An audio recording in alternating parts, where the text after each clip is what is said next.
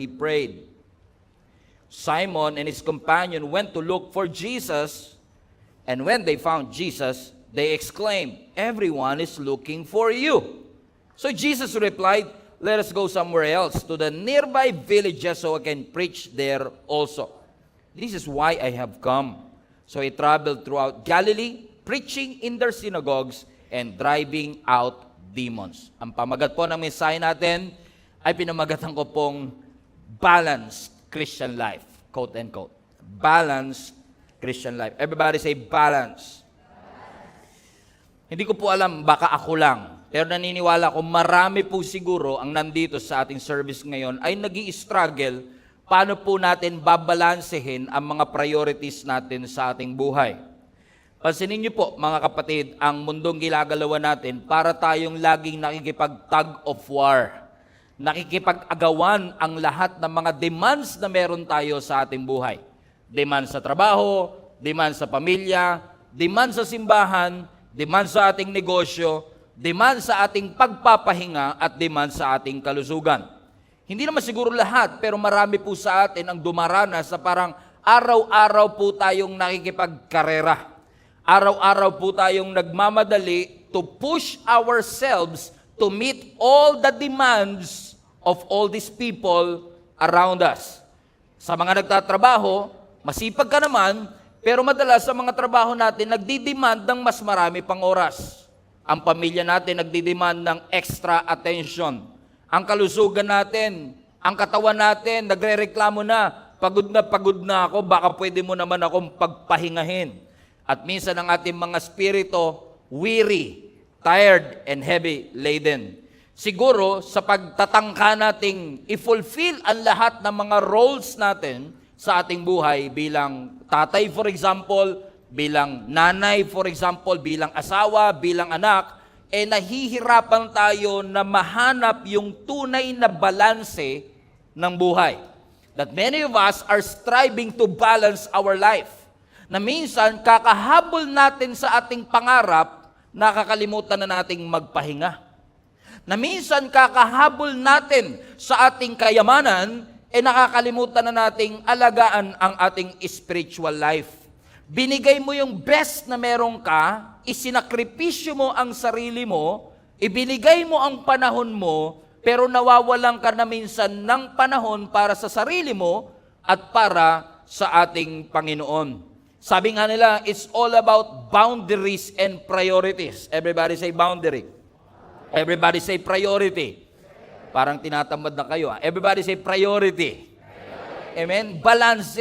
You are trying to make room for rest. You are trying to make room for work. You are trying to make room for a leader. Kung leader ka ng isang organization o ng isang samahan. At minsan kapag hindi natin na-achieve yung gusto nating mangyari, minsan it leads to anxiety, it leads to stress, it leads to burnout. Naalala ko 2 weeks ago, nasa ibang bansa kami ni Jenny, we force ourselves to take a vacation. And nakakabili ko lang kasi a few weeks ago ng smartwatch. Buti pa yung orasan smart. Okay? Okay? Kakabili ko lang ng smartwatch no, para matrack mo yung, alam mo yun, yung 10,000 steps na hindi mo naman na-achieve. Okay? Okay. And alam nyo, kakaiba yun. Hindi ko lang dala yung relo ko na yun. Kakaiba yung smartwatch na yun. Kasi ngayon yung mga smartwatch, kaya niya nang i-gauge yung iyong emotional well-being. Alam niyo ba yun? Na malalaman ng relo mo ngayon kung stressed ka, kung you have an unpleasant feeling or pleasant feeling, kung masaya ka, kung neutral, kung normal. And tuwan-tuwa ako kasi one time habang naglalakad kami ni Jenny, trying to achieve the 10,000 steps, in which we did for several days. Sabi ko sa kanya, grabe, sabi ko, parang amazed ako kasi for the first time nakita ko yung relo kung may pleasant na emotional well-being. Never ko pa nakita yun simula nung binili ko yung relo. Kasi pag nandito ako sa Metro Manila, laging unpleasant, laging stress, yung gano'n. Pero pagka nagbabakasyon ka, di ba, parang wow, ang saya, di ba? Kasi finally, you feel yung parang kalmado ka, nakakapagpahinga ka. And by the way, kung nasa dagat ka at nagtatrabaho, hindi yun ang tunay na bakasyon. Amen, yung talagang bakasyon that you detach yourself from it. And it feels good that sometimes You don't have to worry about what's next. And all of us are trying to find that balance, di ba? Na when you work hard. But when you rest hard. Na talagang you give yourself into it. Lahat naman siguro, mapatatay, mananay, mga anak tayo, lahat tayo ginagawa natin yun. Pero napansin nyo ba that no matter how hard we try, minsan hindi tayo makakip up sa demands ng buhay? Despite our best effort, pagod ka pa rin, empty ka pa rin, you are serving out of emptiness, you are serving out of your exhaustion, at yung kaluluwa mo ay naghahangad ng kapayapaan. Ang kaluluwa mo ay naghahanap ng pag-asa. Siguro ako lang kaya hindi kayo masyado nag-amen. Pero ako personally, we are trying to and we are hoping to find that level, that equilibrium. Yung sinasabi nating balance between everything. I remember I read a book many years ago called Balanced Christian Life. And many years ago, I thought ang tunay na balanced Christian life is that you set aside each time for each category. Pero by definition, pansinin po ninyo, di ba pag sinabi mong balance, ang ibig sabihin niyan is meron kang measured distribution of time, energy, and attention. Meaning, pag sinabi mong balance ang iyong buhay, meron kang specific categorization. No, sa bawat area ng iyong buhay na gusto mong balansehin. Sinisiguro mo na walang area ng buhay mo na nakakapag-overpower o walang area ng buhay mo na napapabayaan. Kumbaga mapansin niyo ang definition natin ng balanced life, we compartmentalize each and every area of our life. Kinakategorize mo, kinakatalog mo, pinagbubukod-bukod mo. May downside din. Kasi supposedly, yung pananampalataya natin, for example, yung spiritual connection natin, na supposedly foundation ng ating buhay, nagiging area na kinakategorize natin sa ating buhay. For example, every Sunday, maglilingkod ako, every Sunday, magsisimba ako, which is good. Pero kailangan nating ma-realize na yung faith natin, hindi lang panglinggo. So hindi natin pwede sabihin, balanse ang buhay ko kasi every Sunday nag-church ako, kasi posibleng everyday nananalangin ka ng 1 hour, nagsised ka ng 1 oras para kay Lord, pero pagkatapos ng quiet time, nakalimutan mo na si Lord. And that's not a balanced Christian life. Mukhang balanse kasi nagampanan mo ang lahat, pero wala talagang harmonious relationship between each other. Let me introduce to you not a balanced life, but a harmonious living with God. How can we have this harmonious life kung saan hindi lang natin inaalala, kino-compartmentalize ang ibang area ng ating buhay, kundi bawat area ng buhay natin, work life, married life, spiritual life, are working together in unity. Working together in unity, may integration. Na yung mga roles at responsibility hindi nagkukumpit. Right? Na hindi sasabihin ng asawa mo, mas magaling ka, buti pa pag nasa church ka, bait-bait mo, pero pag nandito ka sa bahay, hindi. Buti pa sa church, ang sipag-sipag mo, pero pag dito nasa bahay, hindi. Parang ang nangyayari tuloy, yung work life mo, tsaka church life mo, is in opposition. So you are trying to balance it. But this should not be the case. Hindi dapat sila nag-o-oppose, kundi dapat nagko-complement. Hindi dapat sila nagko-compete, kundi dapat sila ay nagko-complement, meaning they flow together.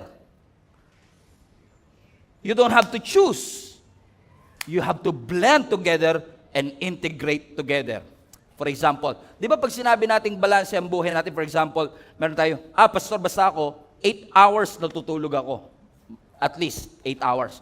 Pag gising ko, 30 minutes, magpe-pray ako. 1 hour, mag-exercise ako.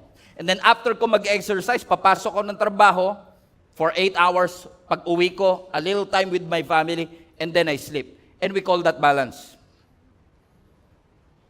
But what if yung balance na sinasabi natin, routine talaga siya?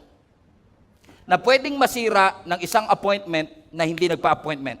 If you get what I mean.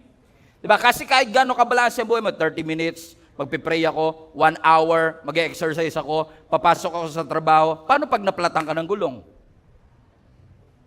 And it will be part of your itinerary. Paano kung yung kids nagtantrum, hindi ka makaalis sa trabaho? So minsan yung balance natin nasisira because what if hindi talaga balance ang kailangan natin, kundi integration and harmony. That sometimes you have to pay attention sa ibang bagay more than sa ibang bagay, but it doesn't mean hindi balance ang iyong buhay. For example, if you're serving the Lord, di ako mag-guess ng iba sa inyo, no?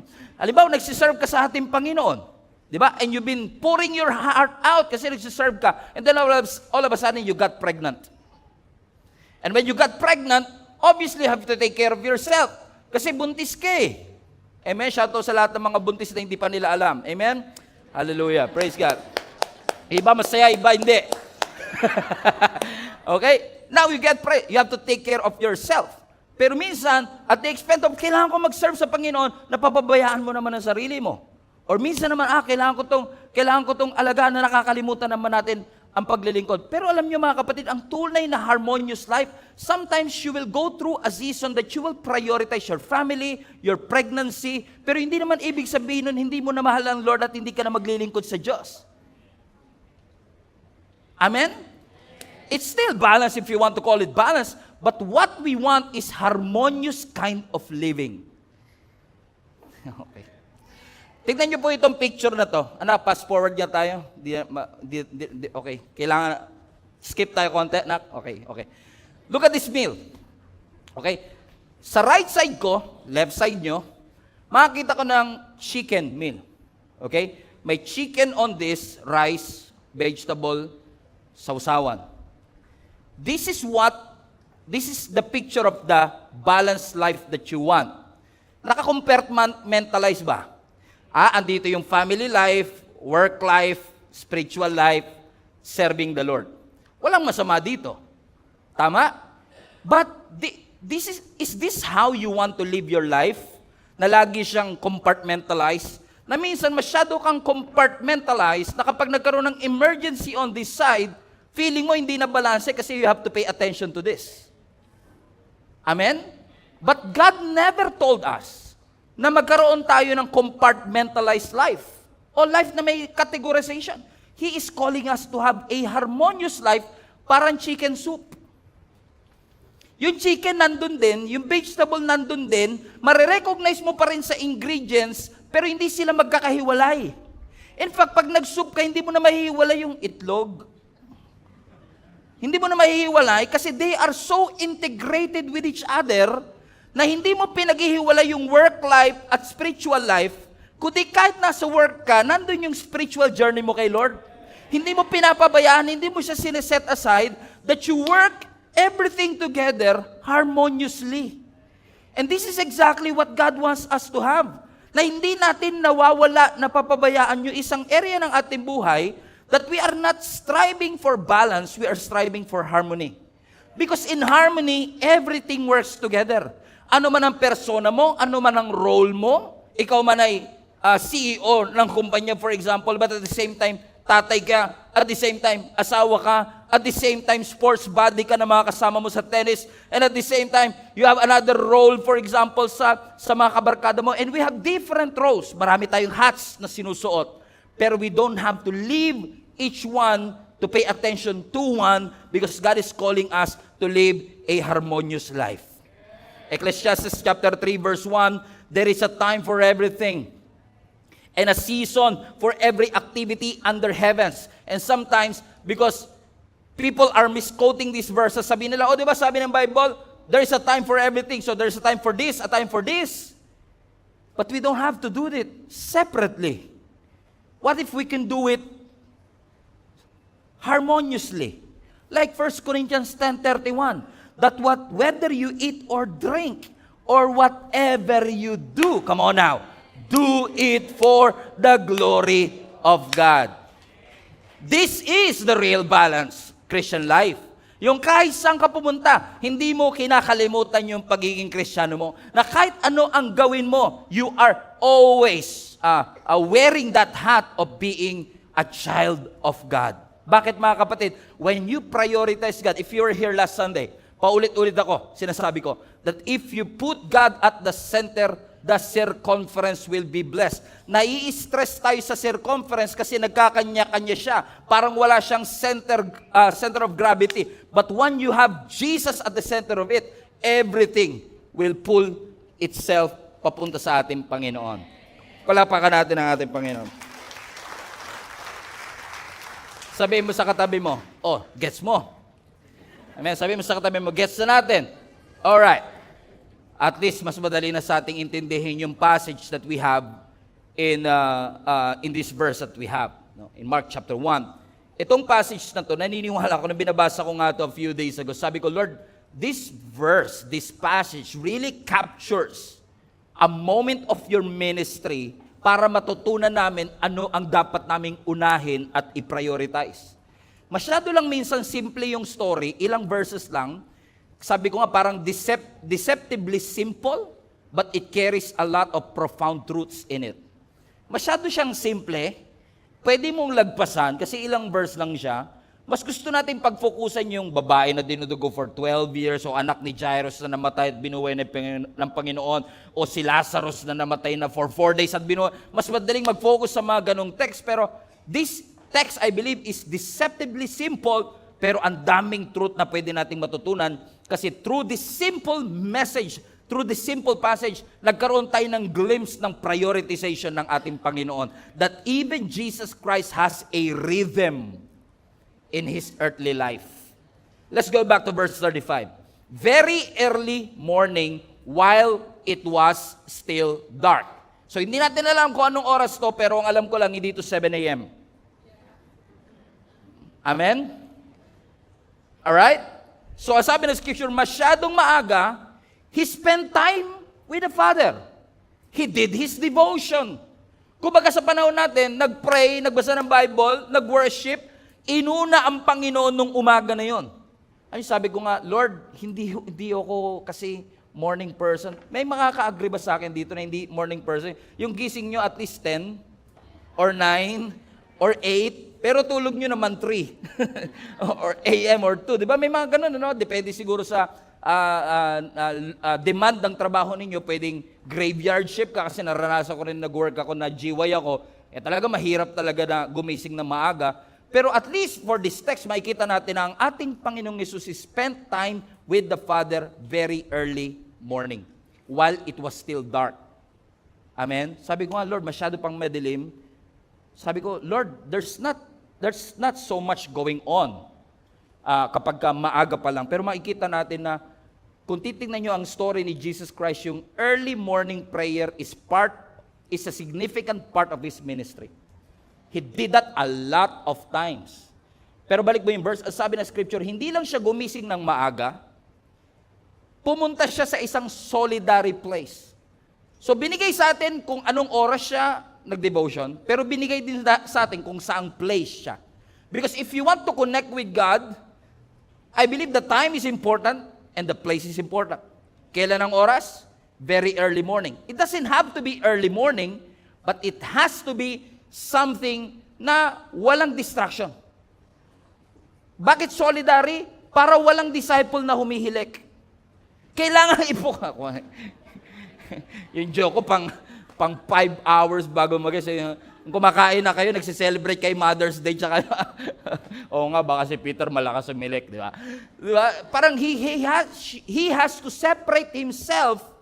It was dark, you cannot see anything. Hindi natin alam, hindi natin Pastor, kasi wala naman ako solitary place, kasi yung bahay namin, pagising ko, kusina na kagad. But maybe what God is trying to teach us is that you must have a quiet place. Something na pupuntahan mong walang distraction. Something that you want, if you want to connect with God, walang cellphone, walang distraction, that you really can focus with the Lord very early Sunday morning, o very early in the morning. Now, hindi naman required na kailangan pag nag-pray ka very early in the morning. Pero pansinin nyo ang ating Panginoong Yesus, even through the scripture, bihirang-bihira, if not, wala akong nakita na part ng gospel na si Jesus Christ, isiningit niya yung prayer nung tanghali. Isiningit niya yung prayer nung lunchtime.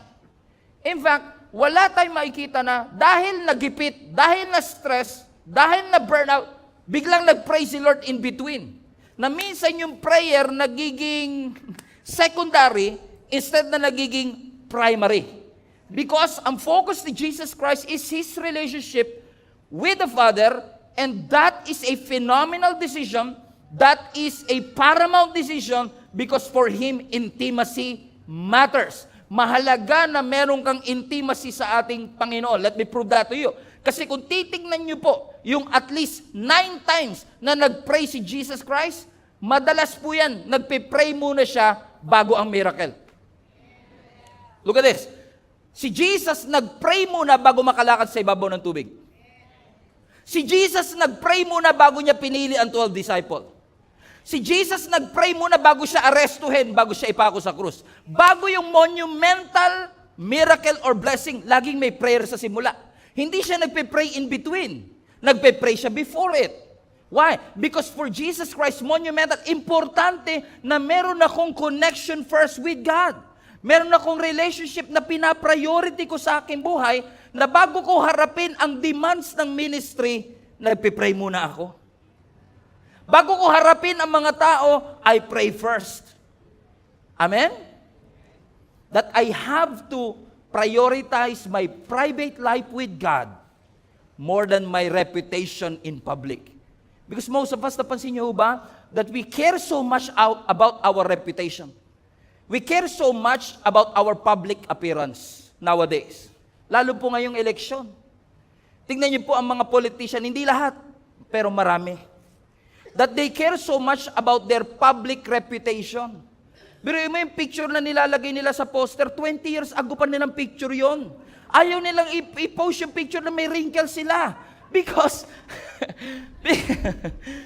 okay, ayun yung tumawa. Pastor, politika, wag natin pag-usapan yung mga ganyang bagay. Okay? Di ba? Bakit? Because they care so much about their reputation, they invest millions for that reputation. Right? Kaya minsan yung iba, unfortunately, nag-hire pa ng ibang tao para lang pagandahin ang reputation nila sa social media. O pag nag-post ako, comment kagad kayo para kayo ang nasa ibabaw. Kailangan active ang comment section. Kailangan maraming reaction para ikaw yung unang makikita sa comments. Okay pala. Approve pala ang lahat ng tao.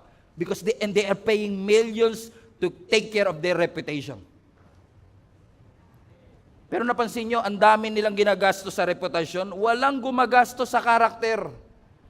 Walang gumagastos to develop their humility, to develop their God-fearing attitude. Amen? Hallelujah. Naka-attend na ba kayo ng meeting de Abansit lately? Hindi kayo ma-attend? May ano daw doon, 5,000 daw doon.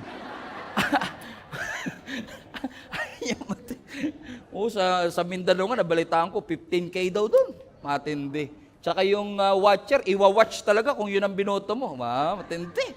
O di kasi dito sa Pilipinas. Pansinin niyo ang mga ibang politiko, hindi lahat marami namang, may mga matitino naman. Pero pansinin niyo mga politician, actually hindi lang politician, kahit mga businessman, mga ngako yan sa inyo. Pag ako ang nahalal, ipapagawa ko ang daanang ito. Magkakaroon tayo ng health center na libre. Magpapatayo tayo ng 2 eskwelahan. Ang mga tao naman, yeah! Woo! Is it as if our politician is the savior of the world? They are not. Amen? And they are not perfect. Tignan nyo nangangako sila, hindi pa nakaupo yun. Paniwalang-paniwala na tayo. Samantalang si Jesus Christ, nandun na more than 2,000 years ago, nakaupo na sa trono niya. Tumutupad ng kanyang pangako. Hindi natin mapaniwalaan. Kung kaya nating maniwala doon sa politikong hindi pa nakaupo, ba't di natin kayang paniwalaan yung Diyos na nakaupo sa kanyang trono? And He is victorious and not defeated. Amen? Bakit? Perception, character, inuuna natin ang facade, ang appearance kesa sa ating puso. I believe this is a correction, a wake-up call for each and every one of us, that before we value what other people sees, kailangan natin i-value ano ang nakikita ng Diyos. Because a man look at the appearance, but God looks at the what? At the heart. Na minsan we prioritize our flesh so much, na kapag nagka-problema yung flesh natin, tsaka tayo tatawag sa spirit. Instead of calling the spirit first, And that Spirit will align you and your flesh will be aligned through the work of the Spirit. Naunawaan niyo mga kapatid? Hindi niyo ako, okay, lagay na lang natin dito. Nilagay ko to. First, bira lang ako maglagay ng mga ganito, pero I find it will summarize what I've been trying to say. Too often, we start in the flesh and then trying to fix things in the Spirit, right? Chasing peace after chaos. But Jesus shows us a better way. Ano yung better way? Start in the Spirit and let that Spirit shape how your flesh responds to that day. Ibig sabihin, prioritize talaga natin muna ang Panginoon above all else. Everybody say, make God a priority. Sa totoo lang, nangihinayang talaga ako. Think about this. Hinayang na hinayang ako. Bakit? Because sa pamamagitan ni Jesus Christ, nagkaroon po tayo ng direct access sa Diyos. Hindi nyo na kailangan dumaan sa priest o sa saint para makipag-usap sa Diyos. Pwede kang kumausap kay Lord diretso. Yung Diyos na nag-form sa'yo, yung Diyos na lumikha ng universe, but at the same time numbered your hair. A God that knows you, you can call anytime, anywhere. You don't have to go to the palace. You don't have to go to the city hall. In your bedroom, in your kitchen, wherever you are, you can call. Libre, walang bayad. Pero underutilized. Libre, pero ayaw natin gamitin. Now think about this. The God of the heavens and the earth, who spoke the universe into existence, who numbered your hair. Numbered ha, hindi counted. I mean, hindi counted. Kasi, madaling i-count. Science will count. Okay, you have an average of 4,000 hair strands. O iba, hindi tayo mahihirapang bilangin. Pero, pero for most of us, mahirap i-estimate. Mahirap bilangin kung ilang buhok meron tayo, correct? Pero si Lord, hindi niya lang binilang. Bawat isang strand may number. Numbered. Ibig sabihin, yung 4,063 nalagas kanina nung nag-sunsilk ka, yung 2063 ibig sabihin, every one of them, the same God that created the universe is the same God that numbered your hair. And that same God is saying, you can call me anytime. Pero ayaw natin tumawag. Diba? If you have a number, meron ka sa cellphone mo na number ng mayor. You feel, ano na ba, parang, nasa akin number ng mayor. Close kami ng mayor namin. Di ba? Anytime you call, you know the mayor will answer. Medyo may angas ka siguro niya ng konti kasi connected kaya ako kay mayor. Gusto mo padampot kita? May mga ganun ka, di ba? Because you have a connection with your mayor, correct, mga kapatid? But look at this. You don't have a connection. Hindi lang mayor to, ha, yung sinasabi ko. Yung mayor ng lahat ng mayor, hari ng lahat ng hari, yung Diyos na lumikha ng langit at lupa, pwede mong tawagan, yung mayor nga, hindi mo pwedeng tawagan anytime eh. Magpapa-appointment ka pa eh. Itong si Lord, kahit saan ka, pwede kang, pag may sakit ka, pwede kang tumawag. Pag nahihirapan ka, pwede kang tumawag. Every day, pwede kang tumawag, pero ayaw nating tumawag every day. Underutilized. Na ang prayer, huwag kayo mag-alala, hindi kayo taga-ibang church to. Kasi kayo, lagi kayo nagpe-pray kay Lord eh. Kada hakbang kayo, Lord, in the name of Jesus, hallelujah. Napapa-speaking in tongues pa iba dyan eh. Diba? Pero ang prayer is not just a 911 hotline that we have, that when things go wrong, tsaka lang po tayo tatawag sa ating Panginoon. Prayer is a way for you to connect with God. Prayer is a way for you to grow in God. And prayer is a way for you to get in sync with God. Nagiging tugma ang puso ng Diyos sa puso natin. Na sinasabi mo, Lord, break my heart for what breaks yours. If it breaks your heart, break my heart. Kung natutuwa ka, gusto kong matuwa ako. Kung nalulungkot ka, malulungkot din po ako. Imagine ninyo, you have an access to God every time. And yet, underutilized.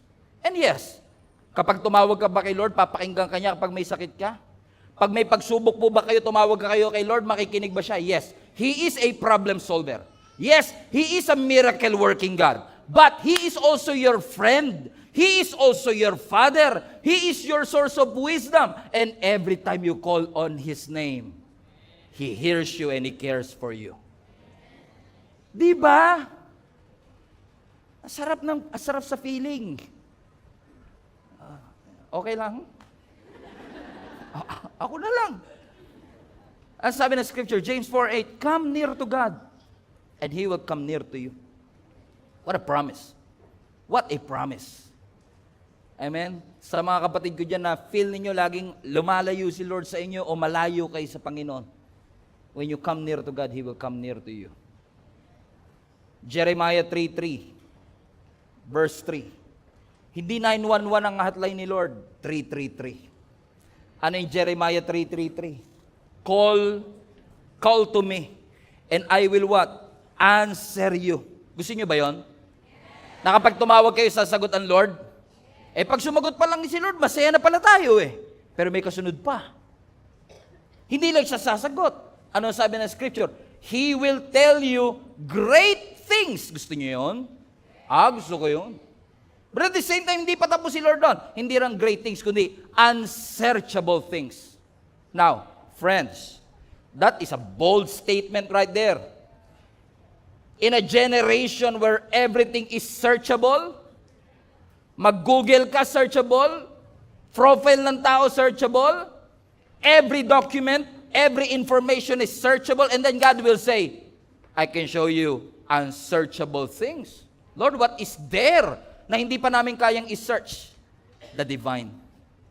Even the divine. Even the things that our books cannot tell us or education cannot teach us, the Word of God, His presence is able to show you what? Great things and unsearchable things. Gusto niyo yun? Ako gusto ko yun. Okay lang? Tatawag lang. Tatawag lang, brad. Di mo kailangan ng internet connection. Spiritual connection lang. Amen? You don't Okay, praise God. Amen? He will show you great things. Gusto niyo ba yan, mga kapatid? Yes.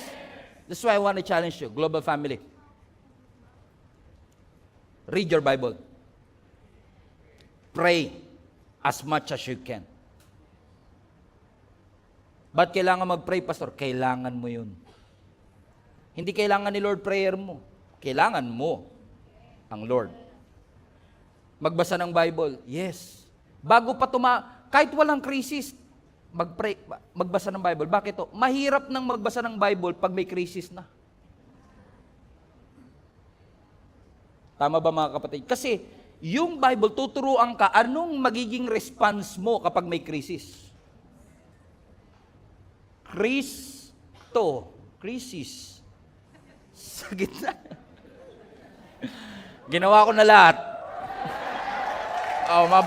Mag-response lang kayo. Gusto niyo bang gawin ko rin ginawa ng kids? Tsaka ng youth?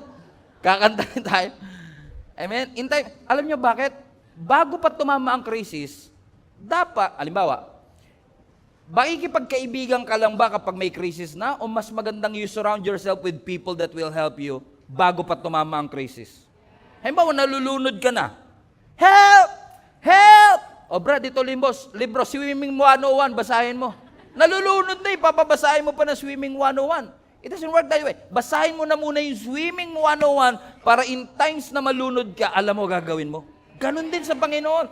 We don't have to drown ourselves first bago natin hanapin ang presensya ng Panginoon. Kaya mas lalo tayo nahihirapan i-search ang unsearchable things. Hanapin ang kalooban ng Panginoon kasi we are drowning with problems, drowning with difficulties, drowning with challenges in our life. Ang sabi ng Panginoon, call to me and I will answer you.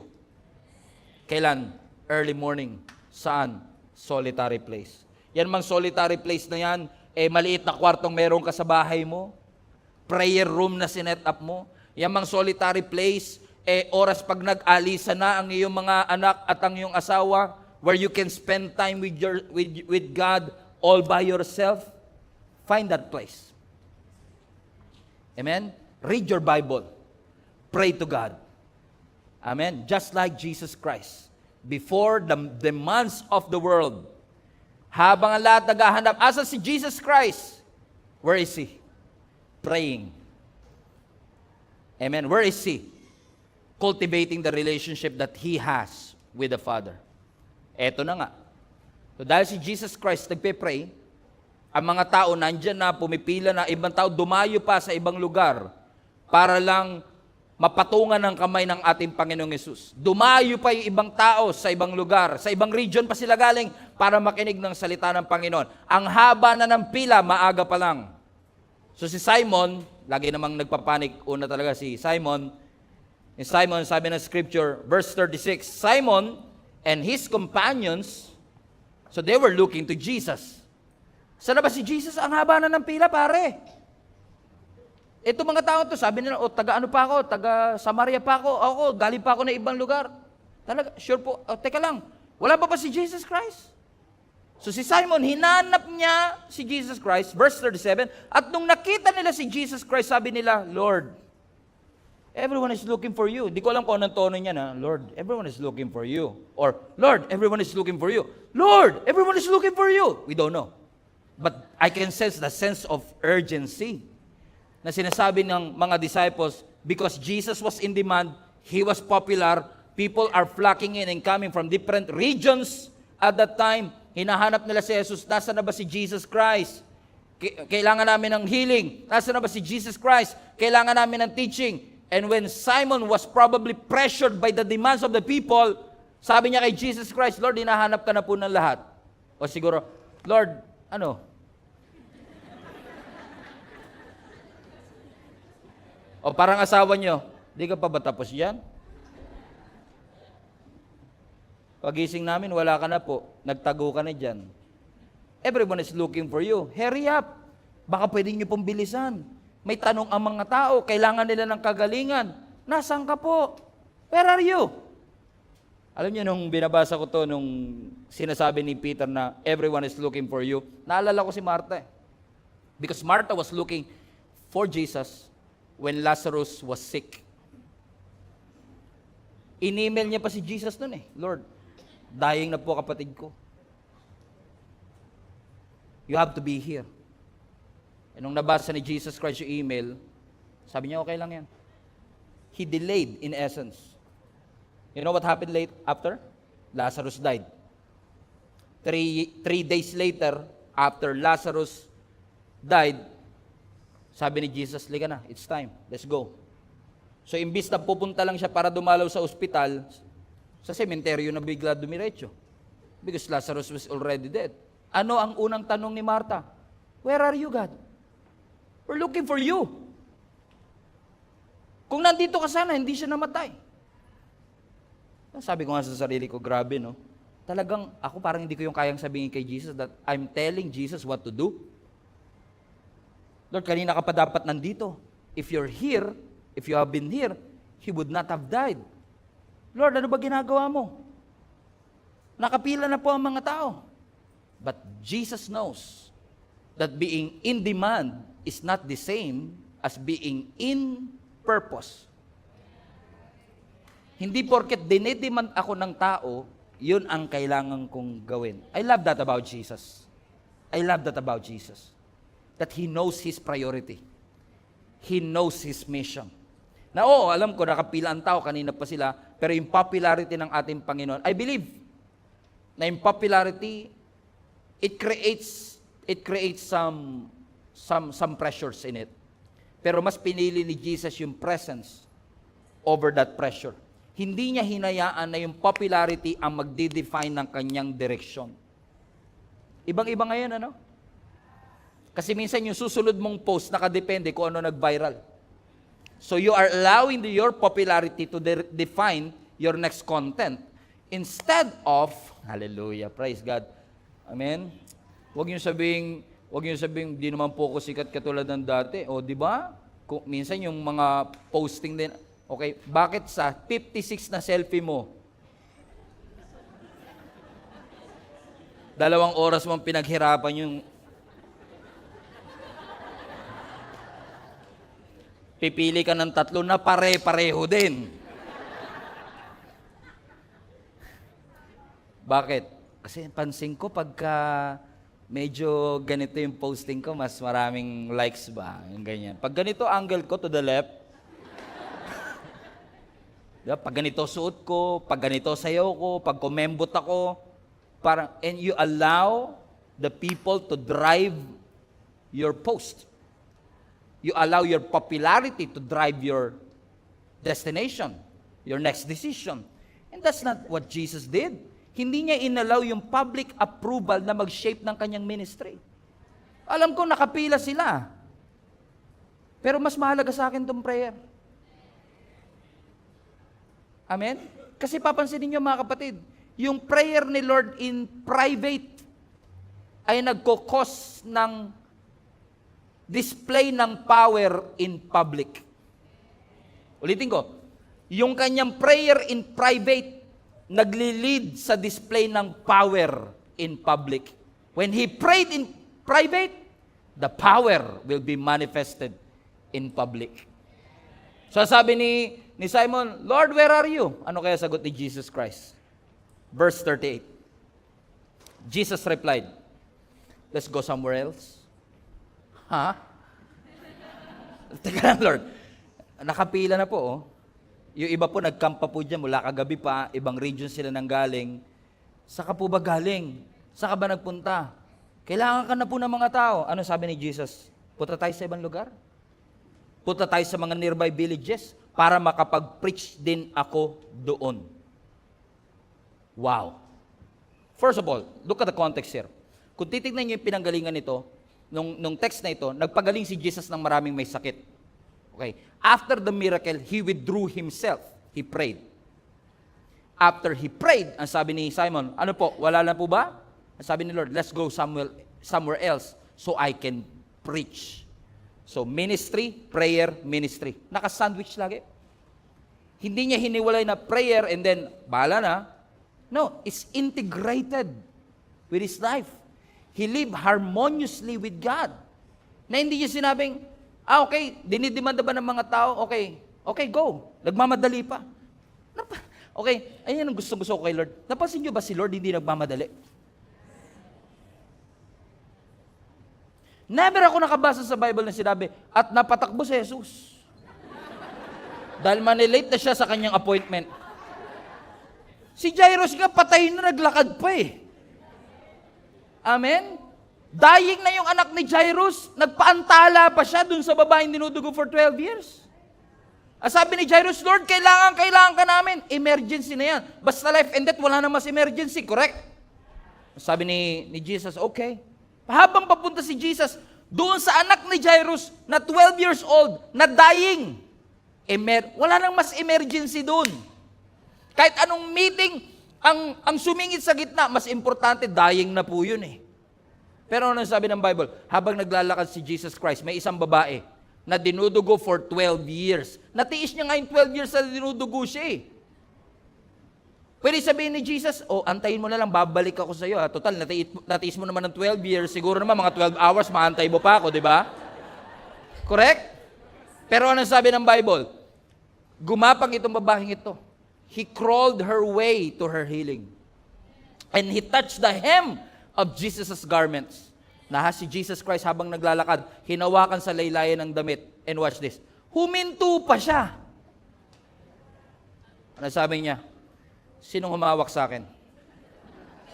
Sabi ni Jairus,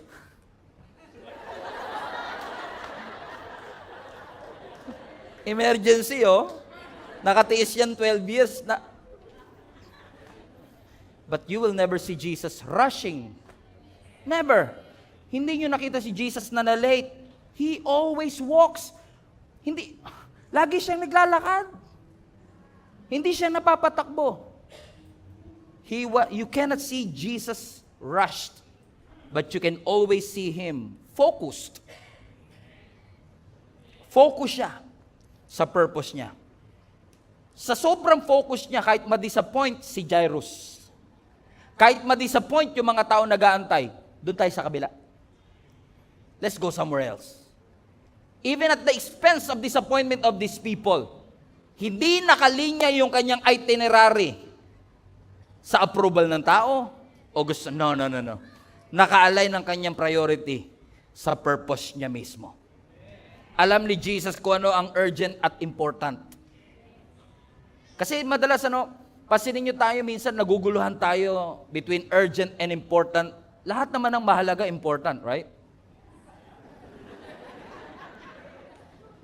Ang importante, mahalaga. Pero hindi lahat ng urgent, important. Kasi pasinin nyo mga urgent, ang ingay niyan eh. Teleponong nagre-ring, urgent, sagutin mo. Deadline. Maingay ba deadline? Maingay yan. Crisis. Emergency. Maingay. Pero hindi lahat ng importante, maingay. Maingay ang crisis, maingay ang deadline, pero tahimik lang yung mag-build ka ng healthy relationship. Cultivate your relationship with God. Yun urgent, ito important. Importante you build a healthy relationship with God. It is important that you grow in your spiritual life. Pero hindi kasi sigawan yan. Uy, kailangan mo ako. Hindi. Laging tahimik lang. Pero yung tahimik na yun ang magde-define ng yung eternity. Yun ang magbabago, hindi lang ng eternity mo, pati moment mo. If you will follow what is important. Sabi ni Simon, Lord, kailangan ka na rito. Urgent. Pero sabi ni Lord, important. Let's go somewhere else. So I can preach the word. He knows what is important. Hindi lang nagbabase si Lord sa urgent. So hindi lahat ng phone call, friend request, hindi lahat ng message, hindi lahat ng deadlines, hindi lahat ng crisis, hindi lahat ng emergency. Hindi porket nagpapanik ang tao, nagpapanik ang ating Panginoon. His actions are not rushed. They are focused. Pasinin niyo si Jesus Christ. That's why we love Jesus Christ. Hindi ka makakasense na, pa-burnout na. Walang ganun. Stress na siya, confused siya. Lagi siyang may rhythm. Lagi siyang may consistent pace. Why? Hindi kasi siya compartmentalize eh. Diba? Kasi kung naka-compartmentalize siya, kay Jairus na ako, next appointment ka na. You cannot disturb my day. But no, he lived harmoniously. He knows his purpose. He knows his mission. That's why, verse 38, and we will close with this, sabi niya, let's go somewhere else.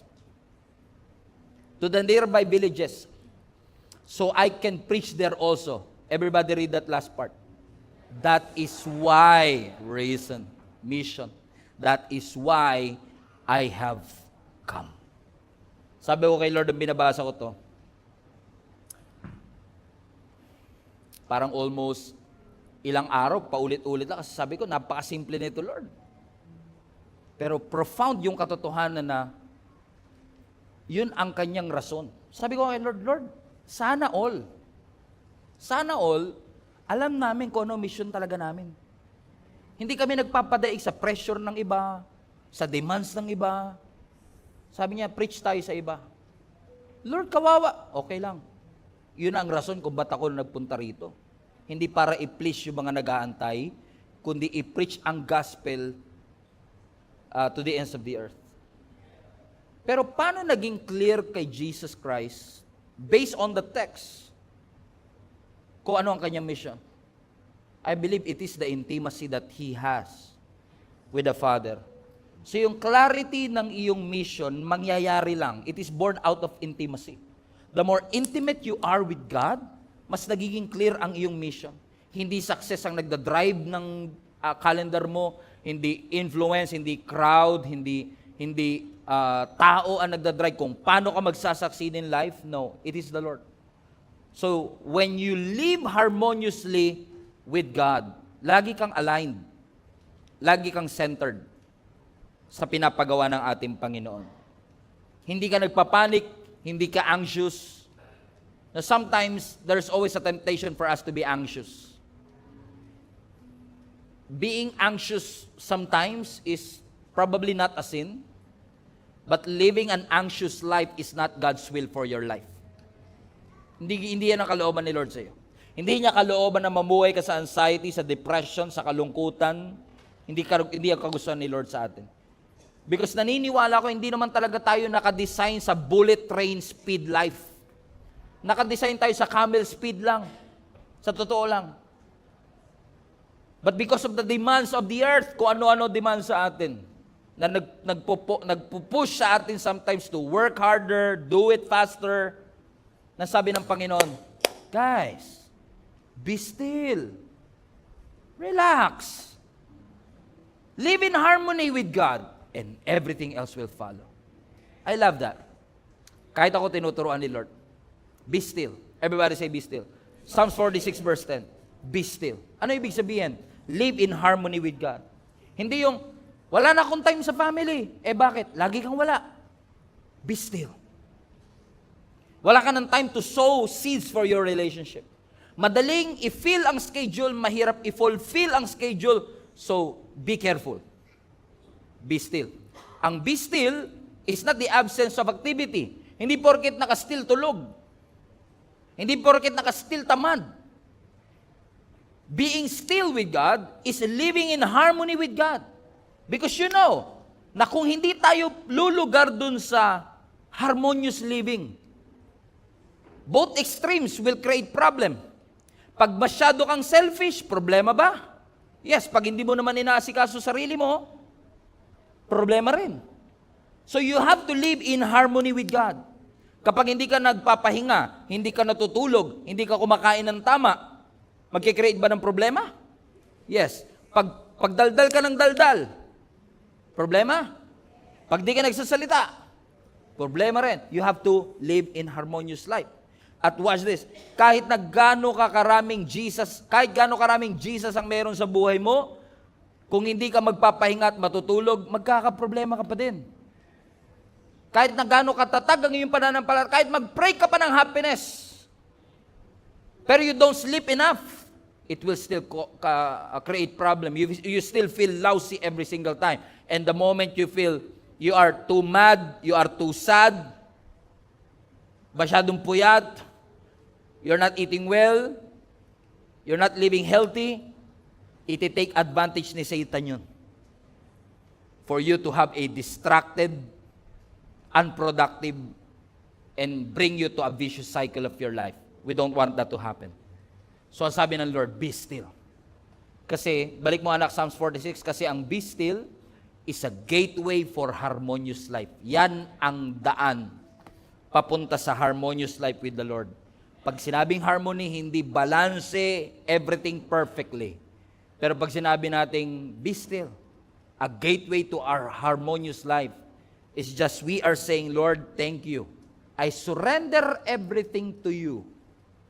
Now I get to relax and be still. Trade your worry into rest. Trust God that He will carry you through this chaos. Magtiwala sa